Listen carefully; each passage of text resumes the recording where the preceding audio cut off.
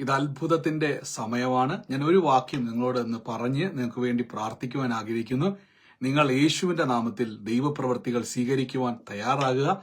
അപ്പോസ്തല പ്രവൃത്തി 9-ാം അധ്യായത്തിന്റെ 40-ാമത്തെ വാക്യം നിങ്ങളിത് മുഴുവൻ വായിക്കണം. ഞാൻ ആ വാക്ക് മാത്രം വായിക്കാം.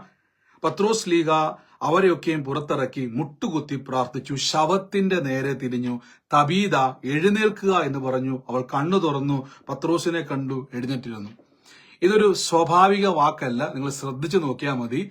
പത്രോസ് ലീഗ ഉറങ്ങിയ തബീതനെ അല്ല വിളിച്ചുണർത്തിയത്. മരിച്ചുപോയ ഒരു വ്യക്തിയുടെ നേരെ തിരിഞ്ഞ് അതിനു മുമ്പ് ഒരു കാര്യം ചെയ്തു, പ്രാർത്ഥിച്ചു.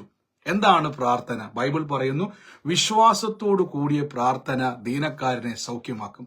ഈ ദിവസങ്ങളിൽ നിങ്ങൾ പ്രാർത്ഥിക്കുന്നവരാണ്. പക്ഷെ ഒരു കാര്യം ഓർത്തോണം, നിങ്ങളുടെ പ്രാർത്ഥനയിൽ മരിച്ചവരെ പോലും ഉയർപ്പിക്കുവാൻ കഴിയുന്ന വിശ്വാസം വ്യാപരിക്കുന്നുണ്ട്. അങ്ങനെയെങ്കിൽ ഈ ദിവസങ്ങളിൽ ഈ വചനം നോക്കിയേ. മരിച്ചൊരു ശരീരത്തിന്റെ നേരെ തിരിഞ്ഞ് തബീത എന്ന് വിളിച്ചപ്പോൾ മരിച്ചയാള് എണീറ്റു വന്നുവെങ്കിൽ വിശ്വാസത്തോടു കൂടിയ പ്രാർത്ഥന നിങ്ങളുടെ ജീവിതത്തിൽ എത്ര അധികം പ്രവർത്തികൾ നടക്കാൻ വേണ്ടി പോകുന്നു. ഇപ്പോൾ എന്റെ കൂടെ പറഞ്ഞോണം, എന്റെ വിഷയങ്ങൾ ഇനി മരിച്ചുപോയ വിഷയമായിക്കോട്ടെ. ഞാൻ മരിച്ചുപോയെന്ന് പറഞ്ഞാൽ നിർജീവമായി, ഒരിക്കലും ഇനി ശരിയാകത്തില്ലെന്ന് പറഞ്ഞ വിഷയമായിക്കോട്ടെ എന്ന് വിശ്വസിച്ച് കർത്താവായ യേശു എനിക്ക് വേണ്ടി പ്രവർത്തിക്കും എന്ന് പറഞ്ഞുകൊണ്ട് ഒന്ന് പ്രാർത്ഥിച്ച്, ഞാൻ അത്ഭുതം കാണുമോ എന്നല്ല, കാണും വിശ്വസിച്ചുകൊണ്ട് പ്രാർത്ഥിച്ച് കർത്താവിന്റെ നാമത്തിൽ വഴി തുറക്കും. ആമേൻ പറഞ്ഞ് സ്വീകരിച്ചാട്ടെ. നമുക്ക് ഒരുമിച്ച് ഒന്ന് പ്രാർത്ഥിക്കാം. എന്റെ കൂടെ ഇന്ന് രോഗികളായി ഭാരപ്പെടുന്നവർ, തകർന്ന അവസ്ഥയിലൂടെ കടന്നു പോകുന്നവർ, ഏതെങ്കിലും വിഷയത്തിൽ ഭാരപ്പെടുന്നവരുണ്ടെങ്കിൽ സ്വന്തം കൈയെടുത്ത് സ്വന്തം ശരീരത്തിൽ വെച്ചിട്ട് പറ, യേശുവിന്റെ നാമത്തിൽ കർത്താവിന്റെ മുറിവിനാൽ എന്റെ രോഗം സൗഖ്യമായിരിക്കുന്നു.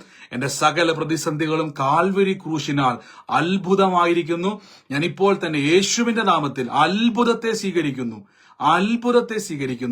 ഇന്ന് കേട്ട വചനം പോലെ മരിച്ച ശരീരത്തിന്റെ നേരെ തിരിഞ്ഞ് പേര് വിളിച്ചപ്പോൾ ഈ ശരീരം എണീറ്റു വന്നുവെങ്കിൽ വിശ്വാസത്തോടെ അത്ഭുതം നടക്കുമെന്നൊരു സംശയമല്ല, നടക്കുമെന്ന ഉറപ്പിലൊന്ന് പ്രാർത്ഥിച്ച് യേശുവിന്റെ നാമത്തിൽ അത്ഭുതത്തിന് നന്ദി.